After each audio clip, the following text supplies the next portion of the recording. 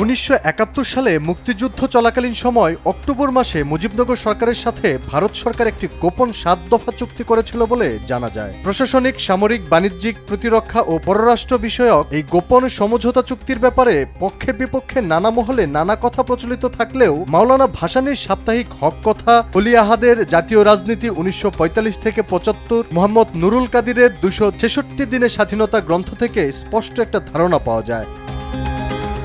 সাপ্তাহিক হক কথায় মাওলানা ভাসানী লিখেছিলেন, অর্থমন্ত্রী তাজউদ্দিন আহমেদের প্রধানমন্ত্রিত্বের আমলে ভারত বাংলাদেশকে বাগে পেয়ে গোপন চুক্তিতে স্বাক্ষর করিয়ে নিয়েছিল। সেগুলোর পীড়ন দংশনে বাংলাদেশের আপামর জনগণ অতিষ্ঠ হয়ে উঠবার সাথে সাথে তাজউদ্দিন গংরা মুসিবতে পড়েছেন। হক কথায় আরও বলা হয়, মুক্তিযুদ্ধের 9 মাসে ভারত যে সাহায্য দিয়েছে তার প্রতিটি সাহায্য দিয়েছে পরে পরিশোধ করে দেওয়ার শর্তে। সম্প্রতি এক লাইভ অনুষ্ঠানে যুক্ত হয়ে বীর মুক্তিযোদ্ধা মেজর শরীফুল হক ডালিম বীরোত্তম সেই গোপন চুক্তি সহ নানা বিষয়ে বিস্ফোরক মন্তব্য করেছেন, যার ফলে নতুন করে আবার সেই গোপন চুক্তির বিষয়ে আলোচনায় উঠে এসেছে। কি ছিল সেই 7 দফা গোপন চুক্তির বিষয়? 7 দফাতে চুক্তি করে নজরুল ইসলাম আর তাজউদ্দিনকে পারমিশন দেওয়া হলো to establish provisional government in Calcutta. এই 7টা ক্লজ পড়ে সাইন করার পর, দস্তখত করার পরে নজরুল ইসলাম সাহেব ফিট হয়ে পড়ে।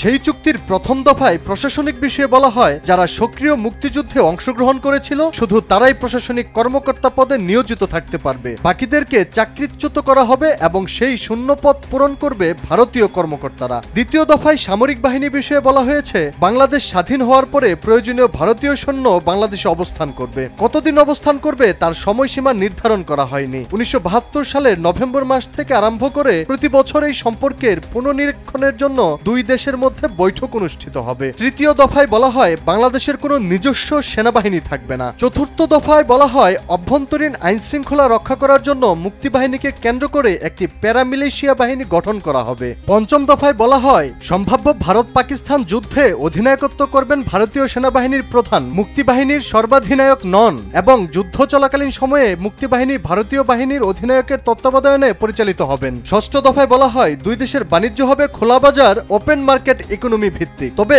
বাণিজ্যের পরিমাণ হিসাব হবে বার্ষিক এবং যার যা পাওনা ব্রিটিশ পাউন্ডে পরিশোধ করা হবে। সপ্তম দফায় বলা হয়, বিভিন্ন দেশের সাথে বাংলাদেশের সম্পর্কের প্রশ্নে বাংলাদেশ পররাষ্ট্র মন্ত্রণালয় ভারতীয় পররাষ্ট্র মন্ত্রণালয়ের সাথে যোগাযোগ রক্ষা করে চলবে এবং ভারত যতদূর সম্ভব বাংলাদেশকে সহায়তা দিবে।